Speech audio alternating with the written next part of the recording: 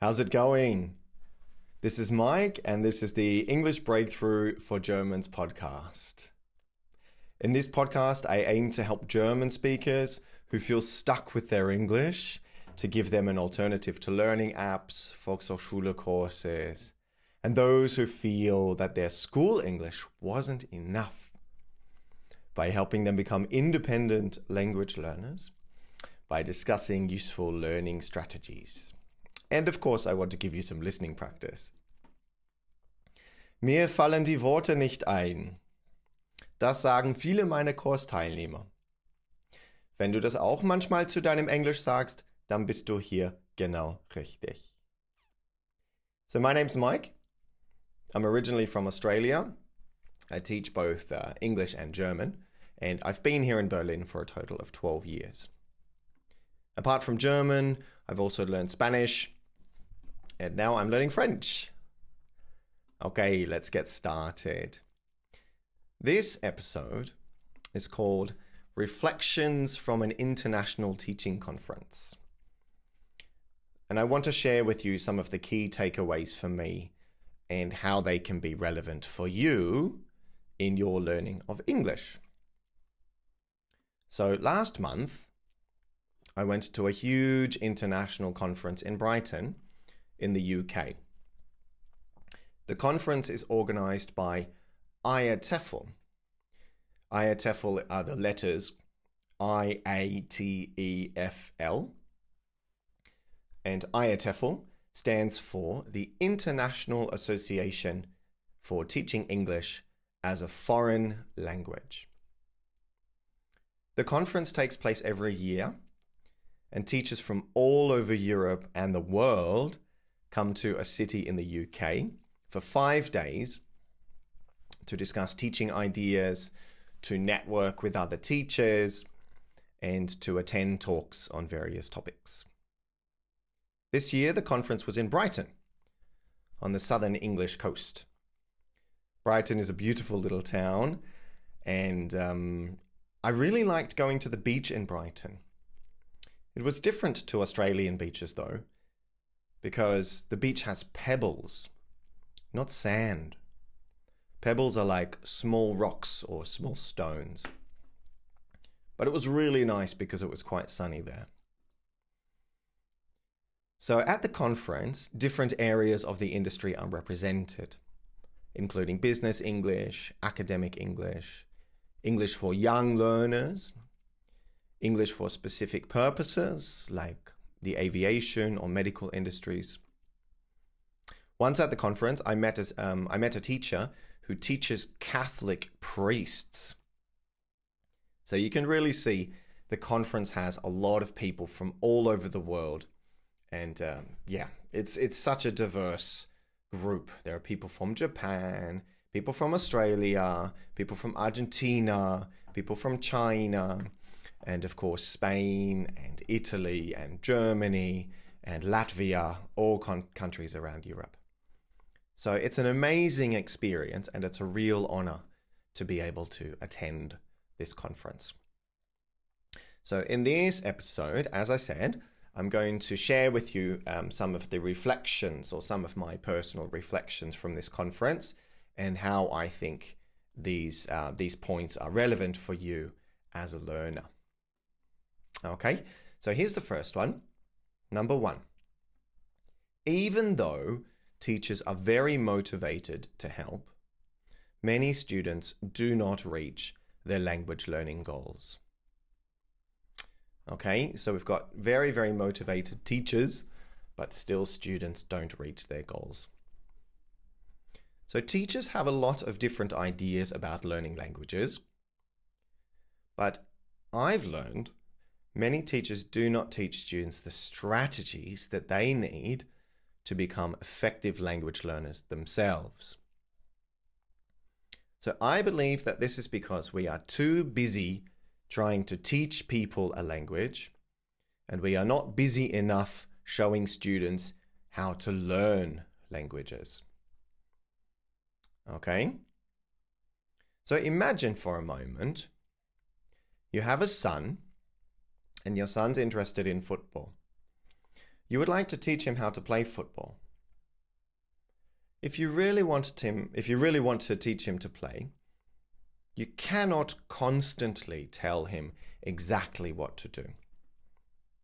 Yeah? Run onto the field, kick it with your left foot, pass it to the man, listen to the referee, run to the back, do this, do that. You cannot do this. You can show your son how to kick the ball. You can say to him where to stand, maybe sometimes. You can tell him how to pass the ball. But at some point, your son needs to be able to understand the game. He needs to have knowledge about the game. How the ball moves around the football pitch, how to collaborate with other players. And you need to have a deeper understanding of the game itself, and you need to have discussions with your son about how the game works. Okay? So I believe, if we come back to languages, most teachers don't help students really know how to learn a language. So many teachers talk about grammar, talk about vocabulary, and that can really help students who are quite proactive and who already have good learning strategies. But all of this extra grammar and vocabulary doesn't help if you don't know what to do with it. So we need to become automatic with language. You cannot speak a language fluently if you are translating from German to English. You need to have automaticity. So the words automatically come to your mind. So the difference, in my opinion, is that you need to train your muscles. You need to train your muscle memory. Das habe ich letzte Woche gesagt. Das ist das Muskelgedächtnis. Your muscle memory. So the reason for this is, if you can easily move your muscles and form sentences quickly when speaking, because you have practiced it at home, you are then free to think about other things while you are speaking. Yeah? So if you're thinking about grammar and vocabulary, you're not really able to connect with the person you are speaking to. And then you can think more deeply about what you want to say and not how you need to say it. So one of the key strategies that I used when I learned German was I read books aloud. And this way, I could get used to the patterns and the combinations of sounds. So 2 words that were difficult for me to pronounce in German were mehrere and Bruder. So for these words, it was important for me to practice them so I could train my muscle memory so that when I am having a conversation later, they wouldn't be a problem for me anymore. So there are a lot of people at conferences who discuss the best ways to teach students, but it's really the students who have to learn. So I can't teach the language to you. I can coach you. I can be your mentor. I can guide you. I can answer questions for you. I can give you opportunities to practice your language. But what I cannot do is I can't train your muscles for you. That's your responsibility. Okay? Right, let's move on to reflection number 2 about this International English Conference. Number 2, language learning starts with listening. Okay? So teachers who are early in their career, they usually start with grammar.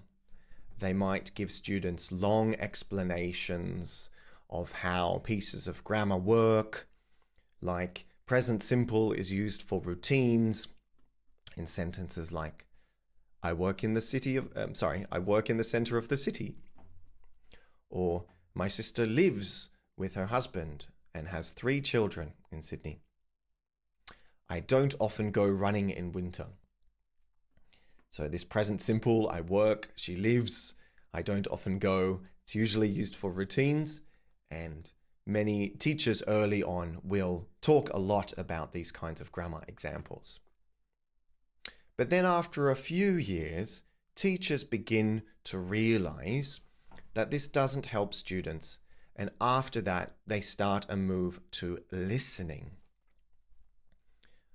Listening becomes the focus of many teachers because they become frustrated and they notice that these grammar exercises ultimately don't help students learn how to speak fluently. Okay, so another reason why I believe that language learning starts with listening is because you've got to be able to hear it before you can say it. How can you say something that you can't hear? Okay, I have a lot of students who reach a high level of language. They can read quite advanced texts, but when they then struggle to identify basic spoken words in language. Yeah, so I'll give you a German example of what I mean. You know, they might understand the sentence in German spoken clearly, ich hätte gern einen Kaffee. But if then somebody says, ich hätte gern einen Kaffee, then they don't understand it anymore. And that's a very, very normal way to speak. So, yeah, they have a high level of being able to recognize language if it's in text, so they can read quite well. But when they're listening, they panic and they say, oh, no, I'm not very good at listening. Okay, so this is because, and I said this last week as well, and I will probably say it every week, to be honest, many people do not focus on the sound of the language. They focus on the text, but not the sound. So I'm going to tell you now about a conversation that I had with somebody about learning. And I would like to use this conversation to illustrate this point. So on the weekend, I was visiting some friends in Poland. I went to Poland again. You might remember I told the story last week about going to Poland. So this was another trip to Poland. So I was speaking to the sister of a friend of mine. She's about 30 years old and she's from Poland. So Polish is her first language and she's learning German. We were speaking in English. To learn German, she uses Duolingo every day. She has a streak of over 50 days, which actually is not very long. I know people that have a streak of over 1,000 days. She showed me some of the sentences in Duolingo, in the app she was using. Sentences like, der Hund ist groß and die Frau ist freundlich. But she did also learn German in school. So she said that Duolingo was quite easy for her.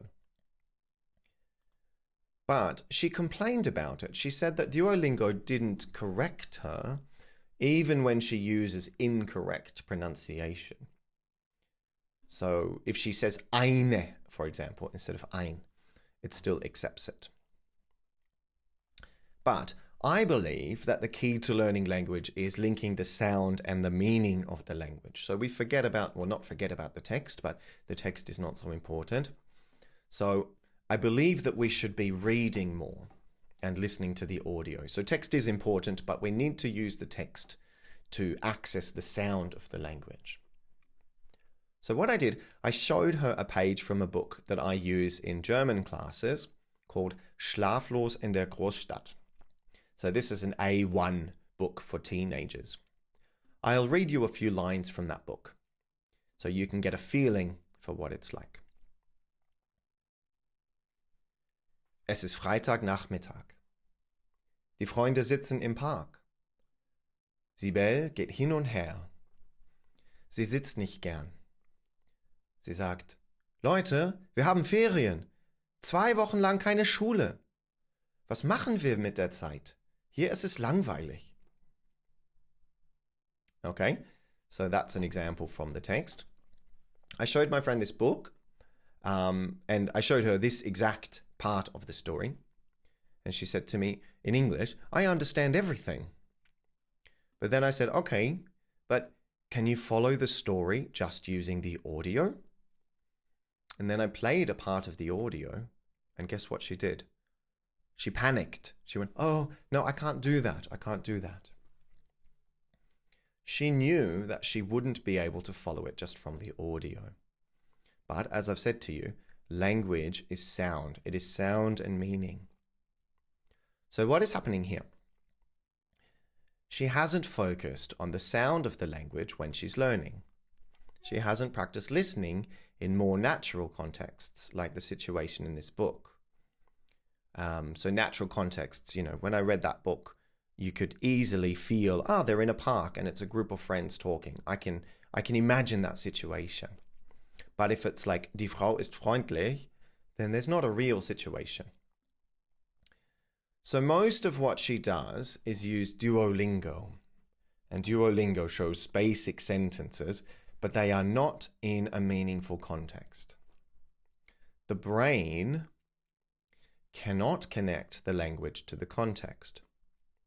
So what she doesn't realize is what I believe, this is a philosophy of mine, text is not language. Text is a representation of language. It is code. So when children learn language, or when teachers teach children to read language, they say your children need to be able to decode the text. Why do they say this? Because it is a code. It is not spoken language. So you have to decode the text to sound and spoken language. You can do this loud, so you can speak aloud, or you can just do it silently in your mind as well. You should do this if you want to develop your language skills. So silent reading is only something that expert readers can do. And it's language specific as well. So of course you can read silently in German. And if you believe that you should also read silently in English, that might be because you're using your German sounds for words when you see them in English. I was speaking to somebody at the conference. In Poland. It was in Poland. And the word queue, this means Warteschlange in English. Queue. Q-U-E-U-E. And this Polish person said to me that the pronunciation they had given this word was kwewe. And this was how they remembered the word. So you can learn a word using a pronunciation from your first language, or you can try to learn the correct pronunciation of it. So it's important that you are focusing on the sound of the language. And once you have done this for a while, and you have good sound for all of the words, then you can read silently after that. Okay, now I'm coming to point number 3. Point number 3, again, is another takeaway or reflection point about the conference that I went to. Number 3, it's a bit shorter this time. Here we go. Reading aloud is taboo, but it shouldn't be. Okay, so for years, reading aloud is a technique which the industry, the language teaching industry, believed was not useful for students because it is not something that we do in the real world. But that's not actually true. We do read aloud. Parents read aloud to their children.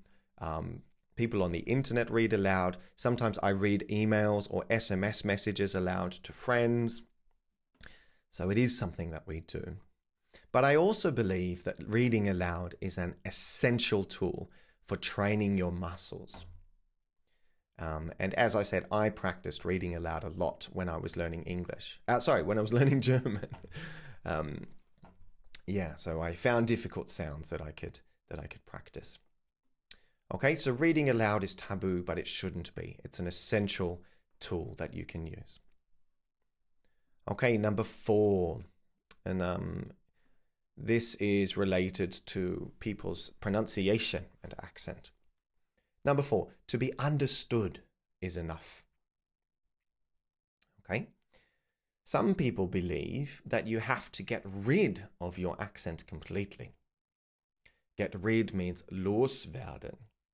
I'll say it again. Some people believe that you have to get rid of your accent completely to be understood in a foreign language, so that people can't tell anymore where you come from and what language you speak as a native language.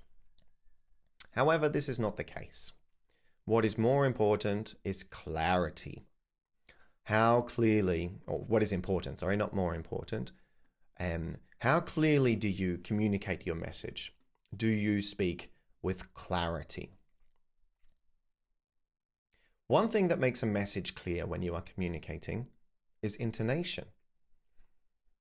Intonation patterns, oder Intonationsmuster, we could say, intonation patterns are actually more important than the pronunciation of individual words. I'll show you what I mean. If you take a simple phrase in German, like sag ich doch, and then you change the intonation pattern, and you say something like sag ich doch, suddenly it doesn't sound natural. But if I say the way an English speaker might say it, with, it's tricky to say CH in German. So an English speaker might say, sag ich doch. But you would still understand this because the intonation is still correct. So remember, intonation is more important than the pronunciation of the individual words. So don't worry so much about the pronunciation of individual words, but focus more on your intonation. And as I said before, reading aloud is a perfect way that you can practice this. All right, here's the last point, the last takeaway that I've got to share with you from the conference. Number 5, be open to unexpected encounters. Encounter means Begegnung. So be open to unexpected encounters. I went into an Italian restaurant the day before the conference to have dinner. I was on my own. I walked in, I asked the waitress for a table for one, but she said there was only a place free for me at a table for 4 people, and there was already one man sitting at the table. I said, that's okay, I don't mind. I sat down and I looked at the menu.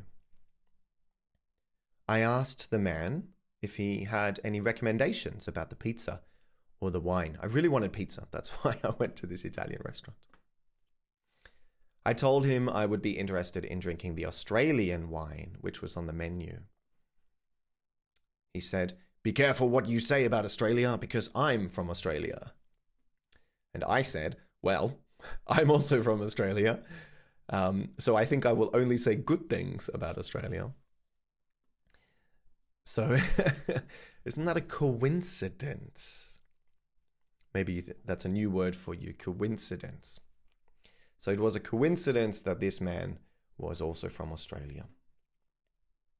From then, we started talking, and it turned out that we had a lot in common. He was from Sydney. He had also lived in Germany, but now he lives in Sydney. And he also studied at the same university as me in Sydney, the University of Sydney.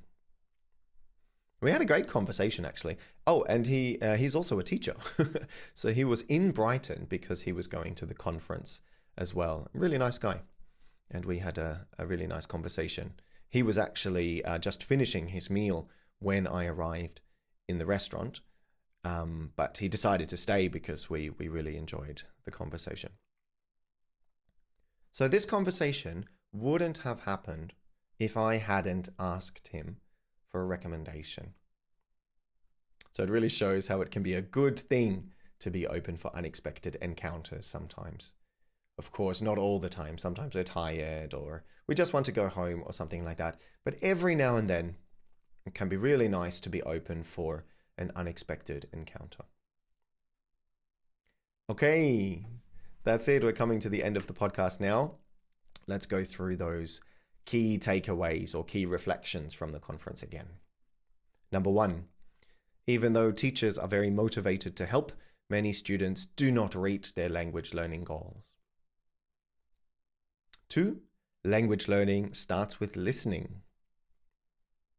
3, reading aloud is taboo, but it shouldn't be. 4, to be understood is enough. Number 5, be open to unexpected encounters. That's it. All right. Thank you very much for listening up until the end. If you have any thoughts about the podcast, you can contact me, mike@mikeblanguages.com. I'd love to hear from you. And I've got some things that I'm planning as well. I really want to help you with this podcast a little bit more and some other things related to the podcast. So I'm going to share those with you in future. But for now, have a great afternoon or great morning. And I hope to have you here listening again in future next time. See you later. Bye-bye.